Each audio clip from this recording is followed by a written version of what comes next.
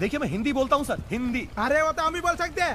सुनो, हिंदी बोला ना सर, ये हमारा आदमी और तू मेरी औरत है। दोस्तों, आज के इस बेहद ही रोचक वीडियो में हम बात करने वाले हैं एक ऐसे एक्टर के बारे में जिसको आपने ज्यादातर साउथ इंडियन फिल्मों में कॉमेडी करते हुए हीरो के दोस्त के तौर पर या फिर विलेन के तौर पर जरूर देखा होगा। हम बात कर रहे हैं तमिल सिनेमा के जाने माने एक्टर योगी बाबू के बारे में, जिनका लुक और पर्सनालिटी ही कुछ ऐसी है कि जब भी वो पर्दे पर आते हैं तो उनके ऊपर हमारी नजर जरूर चली जाती है। शरीर से थोड़ी हैवी और अपने बालों में चिड़िए के घोंसले जैसी हेयर स्टाइल रखने वाले योगी बाबू ने तमिल सिनेमा के और दूसरे जाने माने कॉमेडियन जैसे वदीवेलु, सांथानम और विवेक से थोड़ी अलग बनाया। अपने कैरियर के स्टार्टिंग में योगी बाबू फिल्मों में छोटे छोटे किरदारों के लिए इतने दर भटके कि उनकी चप्पल तक घिस जाती थी, लेकिन उस समय वो स्ट्रगल करते रहे और इससे बिल्कुल भी पीछे नहीं हटे। और आज उनका ये मुकाम है कि उनकी एक साल में लगभग 20 से 22 फिल्में तक रिलीज हो जाती हैं।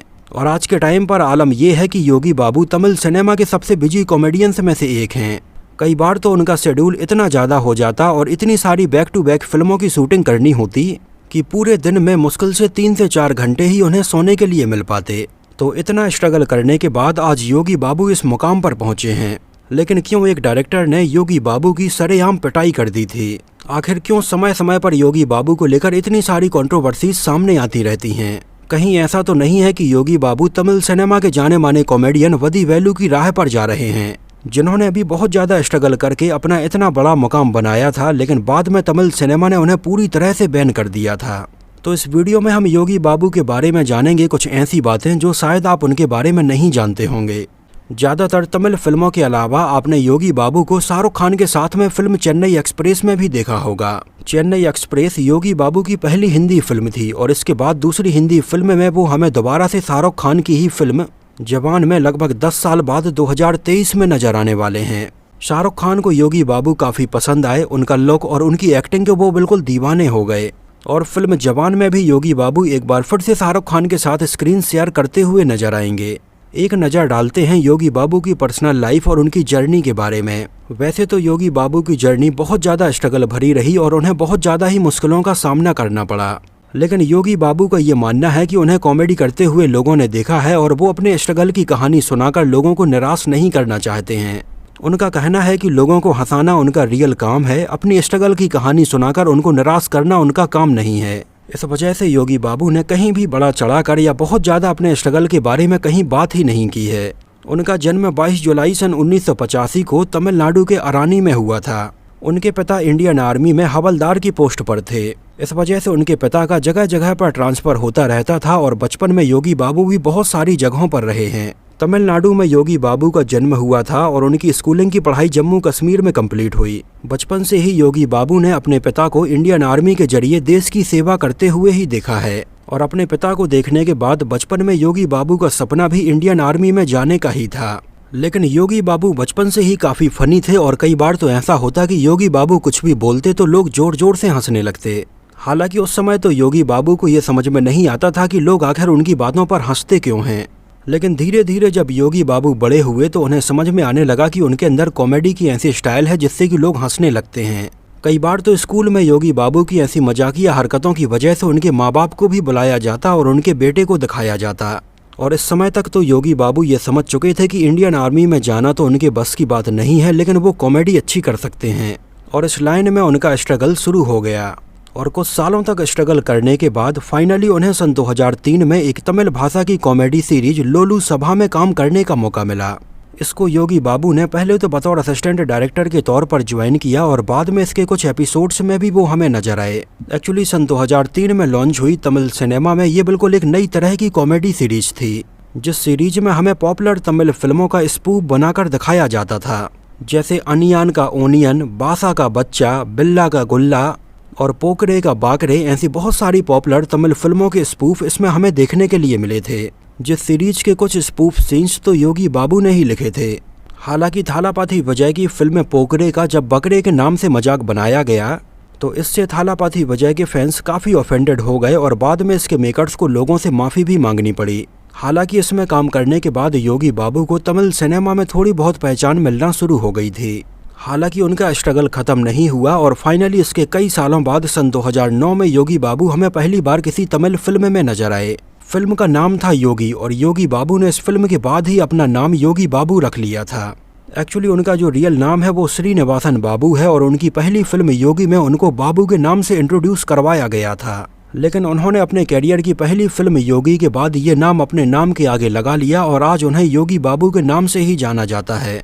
2009 के बाद योगी बाबू आगे चलकर हमें फिल्म पाया, कला कल्पू और पटत्थु या नई जैसी फिल्मों में बहुत ही छोटे छोटे किरदारों में नजर आए, लेकिन इतने छोटे से रोल में भी अपनी परफॉर्मेंस और स्क्रीन प्रेजेंस से योगी बाबू ने अपनी एक अलग ही पहचान बनाई और आगे चलकर वो हमें सन 2013 में शाहरुख खान के साथ में फिल्म चेन्नई एक्सप्रेस में भी नजर आए।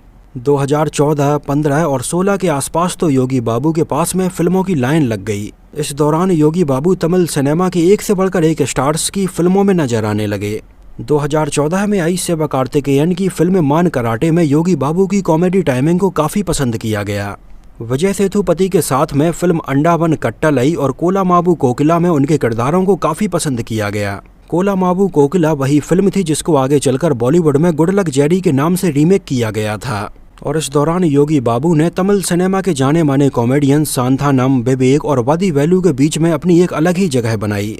इस दौरान उन्होंने सुपरस्टार रजनीकांत सर के साथ में थाला अजीत, थालापथी विजय और सूर्या की भी फिल्मों में काम किया। इस दौरान योगी बाबू तमिल सिनेमा में कॉमेडी के उस मुकाम पर थे कि आगे चलकर सन 2019 में फिल्म धर्म प्रभु में उन्हें लीड रोल में साइन किया गया और ये फिल्म बनाई गई। इसके अलावा आगे चलकर कुछ और फिल्मों जैसे कॉकटेल में भी योगी बाबू हमें लीड रोल में ही नजर आए, जिसका एक पोस्टर रिलीज किया गया था जिसमें योगी बाबू लॉर्ड मोर्गन के जैसे गेटअप में नजर आते हैं, जिनका वाहन वैसे तो मोर है लेकिन यहाँ पर हमें तोते के जैसा ये पक्षी दिखाया जाता है, जिसको लेकर उस समय काफी कंट्रोवर्सी सामने आई और इसको बैन करवाने की भी मांग की जाने लगी। लेकिन आगे चलकर जैसे तैसे ये कंट्रोवर्सी खत्म हुई और ये फिल्म फाइनली रिलीज हुई। आगे चलकर उनकी सन 2022 में रिलीज होने वाली फिल्म धाधा धाधा को लेकर भी बहुत ज्यादा कंट्रोवर्सी सामने आई, जिसके मेकर्स ने फिल्म का पोस्टर रिलीज किया और योगी बाबू की इसके ऊपर बड़ी सी फोटो लगी हुई थी। इसके अलावा फिल्म KGF का डायलॉग वायलेंस वायलेंस वायलेंस भी लिखा हुआ था, जिसको देखने के बाद बहुत सारे लोगों को ये लगा कि शायद योगी बाबू की लीड रोल में ये फिल्म आ रही होगी। लेकिन ये पोस्टर देखने के बाद योगी बाबू को काफ़ी गुस्सा आया और उन्होंने अपने फैंस को ट्विटर के जरिए ये बताया कि इस फिल्म में वो लीड रोल में नहीं हैं और इसमें मात्र उनके 2 से 3 सीन बस हैं। उस समय योगी बाबू ने फिल्म के मेकर्स के ऊपर ये भी आरोप लगाया कि उनके चेहरे को और उनकी पॉपुलैरिटी को भुनाकर वो ये फिल्म चलवाना चाहते हैं, जबकि वो इसमें लीड रोल में हैं भी नहीं है, लेकिन फिर भी उन्हें ऐसे पोर्ट्रे किया जा रहा है जैसे वो इसमें लीड रोल में ही हैं। कुछ समय बाद आगे चलकर फिल्म के मेकर्स और योगी बाबू के बीच में ये कंट्रोवर्सी और ज़्यादा आगे बढ़ गई। फिल्म मेकर्स ने यह कहा कि योगी बाबू ने कई डिस्ट्रीब्यूटर्स और प्रोड्यूसर्स से बोल दिया है कि इसमें वो लीड रोल में नहीं है और वो ये फिल्म ना खरीदें, जिससे कि फिल्म के मेकर्स को बहुत ज़्यादा लॉस हो रहा है। इसी फिल्म की डबिंग के टाइम पर भी फिल्म के डायरेक्टर और योगी बाबू के बीच में एक काफ़ी बड़ी कंट्रोवर्सी सामने आई। जब योगी बाबू इसके लिए डबिंग कर रहे थे तो फिल्म के डायरेक्टर किशोर को ये बिल्कुल भी पसंद नहीं आ रही थी और कहा तो ये तक जाता है कि उस समय डबिंग स्टूडियो में इन दोनों के बीच में ये बहस इतनी ज़्यादा बढ़ गई कि फिल्म के डायरेक्टर किशोर ने सरेआम योगी को पीटना शुरू कर दिया, जिसके बाद योगी को बहुत ज़्यादा गुस्सा आया और उन्होंने ये कहा कि इस फिल्म से उनका कुछ भी लेना देना नहीं है। एक बात तो ज़रूर है कि जब लोग बहुत ज़्यादा पॉपुलर होने लगते हैं तो उनके साथ में खामाखा कंट्रोवर्सी जुड़ने ही लगती हैं और शायद कुछ ऐसा ही योगी बाबू के साथ में भी हो रहा है। योगी बाबू को लेकर कुछ और ऐसी खबरें सामने आ रही हैं जिनमें ये कहा जा रहा है कि उन्होंने बहुत सारी फिल्मों के पैसे ले लिए हैं, लेकिन वो इन फिल्मों की शूटिंग के लिए अपनी प्रॉपर डेट्स नहीं दे रहे हैं, जिसकी वजह से फिल्म के मेकर्स ने उनकी शिकायत तमिल फिल्म प्रोड्यूसर्स काउंसिल में की है और बहुत जल्दी ही योगी बाबू को रेड कार्ड नोटिस जारी किया जाएगा, जिससे वो आगे किसी भी तमिल फिल्म में काम नहीं कर पाएंगे। हालांकि योगी बाबू के ऊपर ये एलिगेशंस जरूर लगे हैं, लेकिन योगी बाबू बहुत ही सुलझे हुए इंसान हैं। इतना स्ट्रगल करके वो इस मुकाम पर आए हैं तो वो पैसे की वैल्यू को और लोगों के इमोशंस को भली भांति समझते हैं। जब योगी बाबू बहुत ज़्यादा अपसेट होते हैं तो थिरुटनी के मुर्गन टेम्पल में जाते हैं, जिस बारे में उनका ये कहना है कि यहाँ आकर उन्हें बहुत ज़्यादा शांति मिलती है। सन 2020 में योगी बाबू ने मंजू भार्गवी से इसी मंदिर में शादी की है। 2021 में उनके बेटे का जन्म हुआ और अभी हाल ही में उनके घर एक बेटी का जन्म हुआ है। आज इस मुकाम पर पहुंच जाने के बाद भी उन्हें बहुत ही सिंपल रहना पसंद है। अपने परिवार के साथ वो बहुत खुश हैं और फिल्मों में अपने काम को लगातार कर रहे हैं। तो दोस्तों, ये तो बात हुई योगी बाबू के बारे में। आपने पहली बार उनको कौन सी फिल्म में नोटिस किया था और वो आपको कैसे लगते हैं, हमें कमेंट सेक्शन में ज़रूर बताना। तो इस वीडियो में इतना ही। अगर ये वीडियो आपको पसंद आया हो, मेरी मेहनत आपको पसंद आई हो, तो इसको प्लीज लाइक करके मुझे इस बात का जवाब जरूर दीजिए। तो मिलते हैं किसी नए वीडियो में साउथ इंडियन फिल्मों से और एक्टर्स से जुड़ी हुई कुछ और ऐसी ही इंटरेस्टिंग और रोचक बातों के साथ।